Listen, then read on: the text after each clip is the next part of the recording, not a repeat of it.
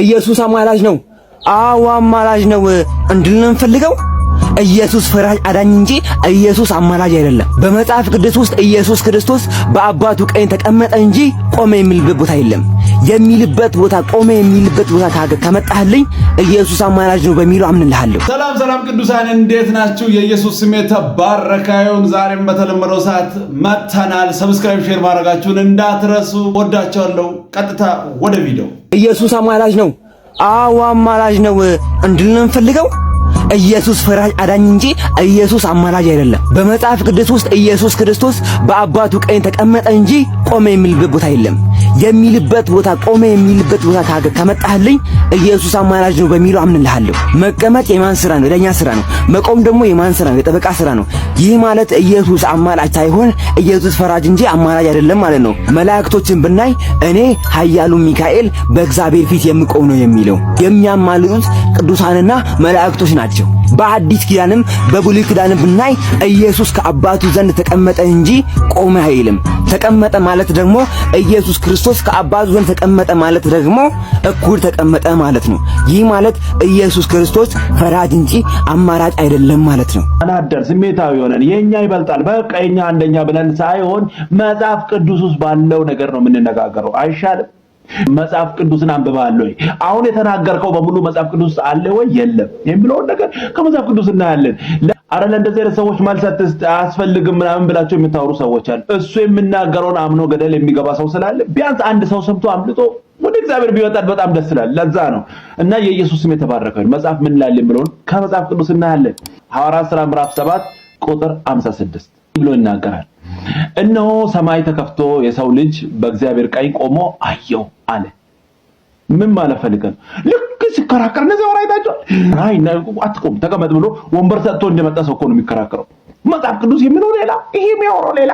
የሰው አፈ ታሪክ አንብበህ መተህ ትከራከራለህ እንዴ? የሆነ ድርሰትና እንትና ጻፍ አድርገው ይሄ ነው ትክክለኛ ብሎ ያወሩትን ነገር አምነህ መተህ ትከራከራለህ? የሚል ሰው ካለ አለ። ይሄ ቦታ ምንድነው?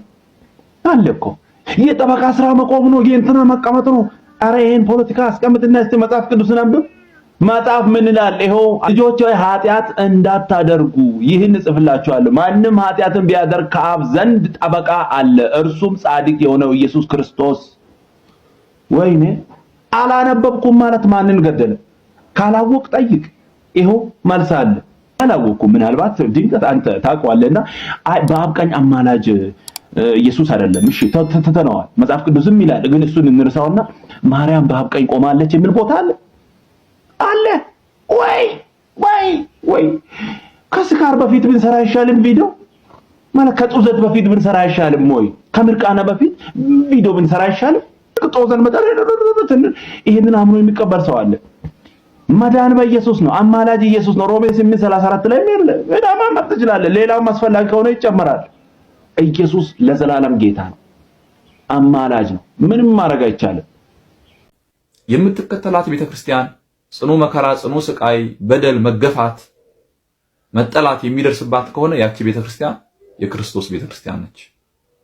የምትከተላት ቤተክርስቲያን መከራ የማያገኛት፣ በደል የማይደርስባት፣ መጠላት የሌለባት፣ ዓለም የተቀበለቻት፣ ዓለም የምታጨበጭበላት ቤተክርስቲያን ከሆነች ያቺ ቤተክርስቲያን የክርስቶስ ቤተክርስቲያን አይደለችም። ዓለም ክርስቶስን አልተቀበለችውምና የምትከተላት ቤተክርስቲያን በኢየሱስ ላይ መጨመርንም መቀነስንም የማታውቅ ከሆነች ያቺ እውነተኛ ቤተክርስቲያን ናት። የምትከተላት ቤተክርስቲያን ሰው በልቡ አምኖ ይጸድቃልና በአፉ መስክሮ ይድናል ብላ የምታምን ከሆነች ያቺ እውነተኛ ቤተክርስቲያን ናት። የምትከተላት ቤተክርስቲያን ጸጋ በእምነት አድኖናልና ይህም የእግዚአብሔር ስጦታ ነው እንጂ ከናንተ አይደለም፣ ማንም እንዳይመካ ከስራው አይደለም የምትል ከሆነች ያቺ እውነተኛ ቤተክርስቲያን ናት። የምትከተላት ቤተክርስቲያን በኢየሱስ ላይ በፍጹም ሌላውን ደርበ ጨምረ የማታመልክ ከሆነች ያቺ እውነተኛ ቤተክርስቲያን ናት። የምትከተላት ቤተክርስቲያን በኢየሱስ ስም ስለጠራች የኢየሱስን ስም ከፍ ከፍ ስላደረገች ሌሎች የሚጠሏት የሚገፋት ከሆነች ያቺ እውነተኛ ቤተክርስቲያን ናት። የምትከተላት ቤተክርስቲያን አምልኮንና ውዳሴ ከኢየሱስ ውጪ ለሌላ የማትሰጥ ከሆነች ያቺ እውነተኛ ቤተክርስቲያን ናት።